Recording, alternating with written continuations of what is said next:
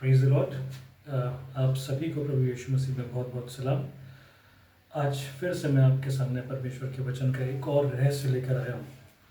और मेरा आपसे ये वादा है, अगर आप 10 मिनट इस वचन को सुन लेंगे तो बाइबल पढ़ने का नज़रिया पहले जैसा आपका बिल्कुल नहीं रहने वाला। इससे पहले कि हम आगे बढ़े, मैं आपसे एक छोटी सी निवेदन करना चाहता हूँ कि इस चैनल को आप सब्सक्राइब और लाइक ज़रूर करें और हो सके तो शेयर भी करें, ताकि जो भी वीडियो मैं बनाऊँ आप तक ज़रूर पहुँचे। Praise the Lord.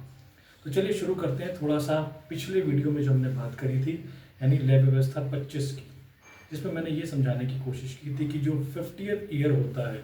यानी कि 50वां ईयर जो होता है, वो परमेश्वर ने इजराइलियों के छुटकारे का रखा था, ताकि जो भी कोई ज़मीन यदि किसी ने बेची हो तो उसके ओरिजिनल ओनर के पास वो वापस चली जाती थी। यदि कोई गुलाम किसी ने खरीदा है तो 50वें वर्ष में इजराइलियों को उस गुलाम को आज़ाद करना होता था। और ये कॉन्सेप्ट परमेश्वर ने इसलिए दिया था ताकि जो भी कोई किसी ने कोई वस्तु या चीज़ खो दी है वो उसको दोबारा रेस्टोर कर दे, यानी कि रेस्टोरेशन का परमेश्वर इस माध्यम से ये बताना चाहता था कि वो आपकी चीज़ों को ठीक कर देने वाला या मरम्मत कर देने वाला या पुनः पहले जैसी कर देने वाला परमेश्वर हो। चाहे वो आपकी ज़िंदगियाँ हो, चाहे वो आपका धन हो, चाहे वो आपकी समस्याएं, परमेश्वर उन सब को ख़त्म करके आपकी ज़िंदगी नए जैसा करना चाहता है। और यही जुबली के माध्यम से परमेश्वर ने इजराइलियों को संदेश दिया था मूसा की पहली 5 किताबों में। और हमने 50वें वर्ष की जो ये मिस्ट्री समझाने की कोशिश की थी, उसका मेरा मकसद ये नहीं था कि मैं कोई न्यूमरोलॉजी प्रमोट करूं या मैं ये बताऊं कि नंबर 50 बहुत लगी होता है, ऐसा कुछ भी नहीं है। सिर्फ मैंने ये बताने की कोशिश करी थी कि परमेश्वर जो अपने वचन को लिखता है और कहता है उसको पूरा भी करता है। और मैंने आपको ये भी समझाया था कि 1867 से हमने जब जुबली काउंट करना शुरू करी तो 1917 पे आए। 1917 जो ईयर था वो जुबली का वर्ष था इसराइल में एक तरह से। और 1917 में बड़ी इंपॉर्टेंट चीज़ होती है जब इसराइल को एज अ नेशन बनाने की पहली बार बात होती है। उसके बाद फिर आप 50 वर्ष काउंट करेंगे तो आता है 1967। ये वो ईयर था जब इसराइल और जॉर्डन की और भी कुछ नेशंस थी उनकी लड़ाई हुई थी। जॉर्डन जो है वो इसराइल के यरूशलेम पे कब्जा किए हुए बैठा था और इसराइल ने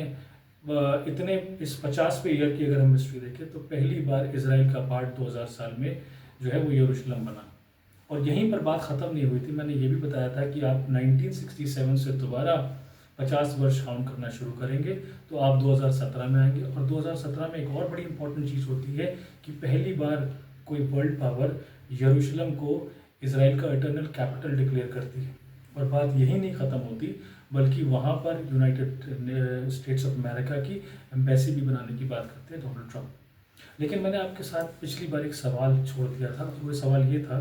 कि हम ये कैसे कह सकते हैं कि ये जो जुबली है वो 1867 से स्टार्ट हुई। इसका अगर हम ऐतिहासिक या हम यहूदियों की पुस्तकों में वर्णन ढूंढते हैं तो मैं आपको क्लियरली बताना चाहता हूँ कि आज भी यहूदी जो स्कॉलर्स हैं, यहूदी रब्बीस हैं, उनके आपस में खुद में ही बहुत मतभेद है इस चीज़ को लेकर। और वो खुद में श्योर नहीं है कि एक्चुअली में जुबली जो है स्टार्ट कब से होती है। ओल्ड टेस्टामेंट में हमने सिर्फ इतना एक हिंट देखा था, जब इजरायली नेशन में यानी कि मुल्क कनान में वापस आ गए थे तब से उनकी जुबली शुरू होनी थी। तो यहूदी स्कॉलर्स का ये मत था और आज भी है बहुत से यहूदी स्कॉलर्स का मोस्टली, कि उनका कहना ये है कि जब इजराइल वापस लैंड में आ जाएगा, और अभी पूरी तरीके से उनको लगता है कि उनकी 12 ट्राइब्स जो है वो लोग पूरी तरह से अभी नहीं आए, तो इसलिए जुबली स्टार्ट नहीं हुई। बहुत से लोगों का ये कहना है कि आखिरी बार जो लास्ट जुबली थी वो सेकेंड टेम्पल पीरियड या फर्स्ट टेम्पल पीरियड, यानी कि जब पहली बार सुलेमान का मंदिर गिराया गया, या सेकेंड टाइम पे जो हेरोदियन टेम्पल था उसको गिराया गया 70 AD में टाइटस के द्वारा, वहीं पर जुबली ख़त्म हो गई थी क्योंकि इसराइली तितर बितर हो गए। इसको लेके आपस में काफ़ी मतभेद है, लेकिन कोई आज तक क्लियर इंडिकेशन ये नहीं दिखा पाया है कि एक्चुअली में जुबली शुरू कहाँ से होती है। अब मैंने जो ये 1867 की जुबली काउंट करना शुरू करा है उसके पीछे मेरे 2 रीजंस हैं और आज मैं इसके ऊपर चर्चा करना शुरू करता हूँ। इससे पहले कि मैं जुबली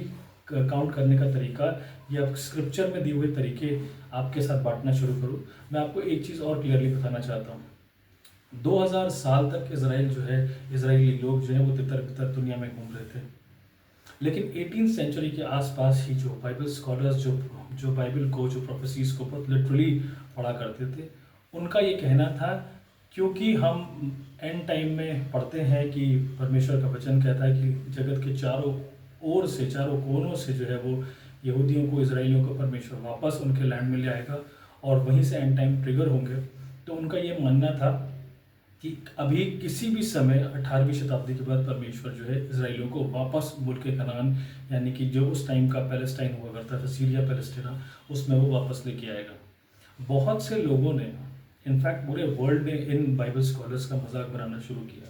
उनका ऐसा हो ही नहीं सकता, अगर परमेश्वर चाहेगा भी तो भी इजराइली वापस ले आ सकते हैं। लेकिन हम देखते हैं कि 1948 के आसपास इसराइल जो है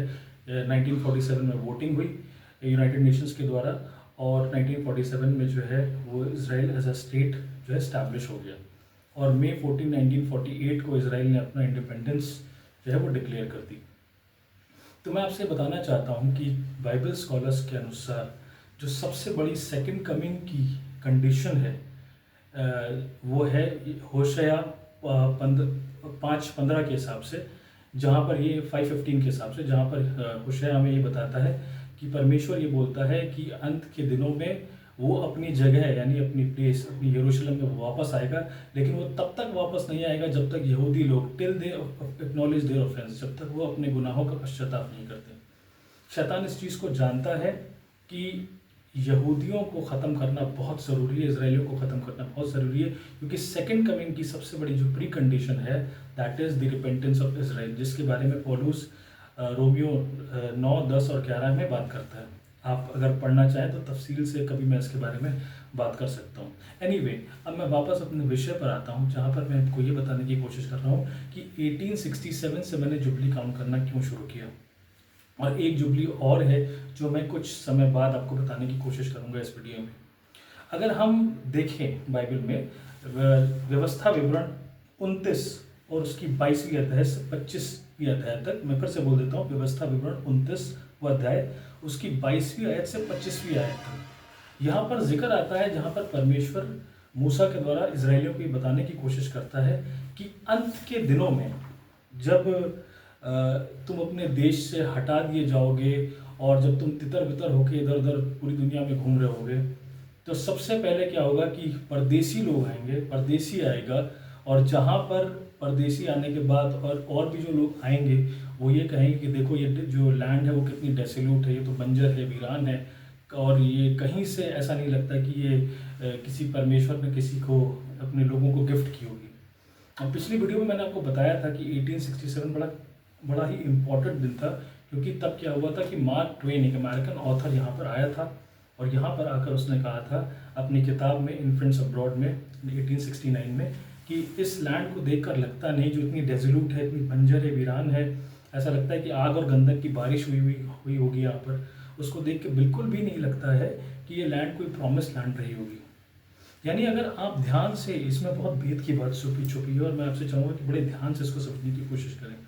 यहाँ पर जो प्री कंडीशन है परमेश्वर ने जो रखी है, जब वो जुबली को स्टार्ट करने वाला होगा, जब जुबली शुरू होने की स्टार्टिंग पॉइंट पे होगी, तो सबसे पहला जो पॉइंट होगा वो ये होगा कि परदेसी लोग आएंगे उस लैंड पे और उसके बारे में ये बात करना शुरू कर देंगे कि देखो ये लैंड कितनी बंजर है, कितनी वीरान है। और वहीं से जो है इस बात की चर्चा होनी शुरू हो जाएगी कि इजराइल का परमेश्वर कितना महान था कि उसने वो लैंड दी थी, लेकिन लोगों ने कैसा पाप किया कि इसकी वजह से श्राप के कारण, पापों के कारण ये जो भूमि है वो बंजर हो गई। और 1867 में जब मार्क ट्वेन ने इस बात की चर्चा करी, तो एक बड़ी इंपॉर्टेंट चीज़ होती है। यहूदियों में एक कस्टम होता है जिसको पारशा कहते हैं। अब ये पारशा क्या होता है, इससे पहले मैं आपको बता दूं कि पारशा एक्चुअली में एक ऐसी रीडिंग होती है वीकली, जो सबत के दिन यानी सैटरडे के दिन इजराइल के दुनिया भर में जितने भी सिनेगॉग्स होंगे, तोरा यानी कि पहली 5 किताबें मूसा की, उसमें से 1 या 2 वर्ड्स जो है वो रीडिंग्स जो है वो पढ़ते हैं, और ये पूरे दुनिया भर के जो सिनेगॉग्स होंगे उनमें वो एक ही रीडिंग होगी। और ताज्जुब की बात यह है कि जब मार्क ट्वेन 1867 में यहाँ पर पहली बार पैलेस्टाइन, सीरिया पैलेस्टीना में आया, तो उस टाइम उस सबत की जो वीकली रीडिंग थी वो यही थी, यानी कि व्यवस्था विवरण 29-22 से, और आने वाली पीढ़ियों में तुम्हारे वंश के लोग जो तुम्हारे बाद उत्पन्न होंगे, और परदेसी मनुष्य भी जो दूर दूर देश से आएंगे, वे उस देश की विपत्तियों को और उसमें यहोवा के फैलाए हुए रोग देखकर और यह भी देखकर कि इसकी सब भूमि गंधक और लोन से भर गई है और यहाँ तक जल गई है कि इसमें कुछ भी बोया न जाता, न कुछ जम सकता है, न घास हो सकता है, वरन सदोम और अमोरा और अदमा और सयोबीन के समान हो गया। मैं आगे भी पढ़ सकता था लेकिन बहुत लंबा हो जाता। तो क्लियर कॉन्सेप्ट है कि जिस दिन मार्क ट्वेन यहाँ आया था, यानी कि पैलेस्टाइन में आया था, उस दिन यही पारशा रीडिंग जो है व्यवस्था विवरण से पढ़ी गई। यानी एक तरह से ये एक सांकेतिक चिन्ह था कि अब परमेश्वर ने एक संकेत दे दिया था कि यहाँ से जुबली होना स्टार्ट हो गया है। और आपको जान के ताज्जुब होगा, जब मैंने और रिसर्च करी थी कई सालों पहले इसके ऊपर, तो मैंने पाया कि 1867 से पहले जो लैंड के लॉज थे या नियम या कानून थे यहाँ पर, वो कुछ और थे। ये जो पूरा एरिया था ये सदर्न सीरिया भी कहलाता था या सीरिया पैलेस्टीना भी कहलाता था। और उस टाइम पे यहाँ होता था कि जो तुर्की जो ऑटोमन हुकूमत थी वो उस लैंड को बेचती नहीं थी, यानी कोई भी व्यक्ति बाहर से आकर इस लैंड को खरीद नहीं सकता था। लेकिन 18वीं सेंचुरी के आसपास जब ब्रिटिशर्स का आना यहाँ पर हुआ और उन्होंने बातचीत शुरू करी तुर्की हुकूमत से, तो उन्होंने ये प्रस्ताव रखा कि हम यहाँ पर अपनी कॉन्सुलेट एक स्थापित करना चाहते हैं और हम चाहते हैं कि आपके हमारे बीच में व्यापार लेन देन शुरू हो, और इसीलिए हम चाहते हैं कि आप यहाँ पर लैंड जो है वो अपने रिफॉर्म करिए, लैंड जो खरीदना और बेचने का जो सारे दस्तावेज हैं और जो नियम कानून है उसको आप थोड़ा सा मॉडिफाई करिए, ताकि हम लोग भी यहाँ से बाहर से आ सके, माइनॉरिटीज़ और बढ़ सके, ताकि यहाँ पर जो है आपका एक अच्छा हम सेटअप, डेमोक्रेटिक सेटअप बना सकें। लेकिन होता ठीक वैसे ही है, लेकिन प्रॉब्लम यहाँ पर ये आ रही थी कि जो उस टाइम पे कोई रजिस्ट्री का कानून नहीं हुआ करता था। तो जो भी व्यक्ति कहता था कि ये मेरी ज़मीन है तो वो उसकी ज़मीन मान ली जाती थी। लेकिन 1857 में जब ब्रिटिशर्स की वजह से, जब ब्रिटिशर्स का प्रेशर आया, तो जो तुर्की की हुकूमत थी उन्होंने एक नियम निकालना शुरू किया कि अब यदि किसी को अगर अपनी जो लैंड है, अगर वो अपनी भूमि को क्लेम करता है कि वो उसका मालिक है, तो उसको तुर्की सल्तनत में आकर जो है वो उस लैंड को रजिस्टर कराना पड़ता था। यानी आपको लिखित में ये देना पड़ेगा कि ये लैंड जो फला फला जगह पर है ये आपकी है, इस पर आपका कब्जा है। लेकिन बहुत से लोग जो है वो तुर्की के हाई टैक्सेशन की वजह से, क्योंकि तुर्की की जो सल्तनत थी वो टैक्स बहुत लगाती थी, तो जो बहुत से जो लैंड के ओनर्स थे उन्होंने वहाँ पर जो है जाकर अपने लैंड को रजिस्टर नहीं कराया। तो उसका एक सबसे बड़ा फ़ायदा जो रिच लोग उस टाइम के हुआ करते थे, जो एलीट क्लास हुआ करती थी, उनको पहुंचा, क्योंकि उन्होंने पहुंचकर क्या किया, ये सारे लैंड को क्लेम किया और अपनी जो है लिखा पढ़ा जो है रजिस्ट्री जो है तुर्की सल्तनत में करवा दी और ये कहा कि ये हमारी लैंड है। और खैर वहीं से 1857 से 67 में जब लैंड रिफॉर्म हुआ और उसके बाद टाइटल डीड यानी कि रजिस्ट्री का वहाँ पर चलन शुरू हुआ, और उसी के बाद से 1867 के बाद से बड़ा प्रोमिनेंट ईयर था, वहाँ पर लोगों ने बाहरी लोगों ने आकर जो है वहाँ पर लैंड खरीदने की शुरुआत करी। इवन ब्रिटिशर्स ने भी जो है सबको इंकरेज किया कि वहाँ जाके आप लैंड खरीद सकें। और आगे चल के जब हम साइनिज्म में देखेंगे, मॉडर्न साइनिज्म में, कि लोग यहूदी कैसे आए, उन्होंने लैंड्स खरीदी, तो इसके बारे में हम अध्ययन करेंगे। एनीवे, तो 1867 वो ईयर था जब लैंड रिफॉर्म हुआ और लोगों के लिए यानी कि इजराइलियों के लिए आगे चलकर पॉसिबल हुआ इसी लॉ की वजह से कि वो बड़े बड़े जो लैंडलॉर्ड्स थे जो लेबनान में या और कहीं जगह जाके बैठा करते थे और इस लैंड को छोड़ देते थे, उनसे बड़े महंगे दामों में आगे चल के इजराइलियों ने ज़मीनों को ख़रीदा। तो यहीं से इसीलिए मैंने, क्योंकि व्यवस्था विवरण 29 में और 22 से लेकर 25 तक में ये प्री कंडीशन दी थी कि लोग आएंगे, परदेसी आएगा और वो ये कहेगा कि इस लैंड की कंडीशन कितनी ख़राब है। और वही मैंने आपको बताया कि मार्क ट्वेन जब आया उसी दिन वीकली पारशा यानी कि सिनेगॉग्स में, सबत में यहूदी लोग इसी वचन को यानी व्यवस्था विवरण 29, 22 से लेकर 26 तक पढ़ रहे थे। और उसी दिन, ताज्जुब की बात है, उसी समय मार्क ट्वेन वाली घटना घटी और उसी साल के आसपास लैंड रिफॉर्म हुआ जहाँ पर यहूदियों के लिए लैंड खरीदना आगे चल के इसी नियम की वजह से पॉसिबल हुआ। तो यहाँ पर हम इस चीज़ को देखते हैं कि अगर हम जो है प्री कंडीशंस देखें तो ये परमेश्वर का एक बड़ा ही चमत्कारिक प्रयोजन था, जहाँ पर परमेश्वर ने ये होने दिया, संभव होने दिया कि वो जुबली को स्टार्ट करवाए। अब अगली जो मैंने एक आपको ईयर बताया था 1948 या 1947, वो भी बहुत ईयर था। 1948 में जो है वो अरब इजरायली वॉर हुई थी और इस वॉर में आपको पता है इसराइल का सामना 5 नेशंस से हो रहा था। लेकिन उससे पहले 1947 में भी जो है एक बड़ी ही इम्पोर्टेंट चीज़ हुई थी, और उसके बारे में मैं आपको चाहूँगा कि मैं आपको अगले वीडियो में बताऊँ। और उससे पहले मैं आपको एक चीज़ और क्लियर करना चाहता हूँ कि आपसे मेरा निवेदन है, इस चैनल को लाइक, शेयर और सब्सक्राइब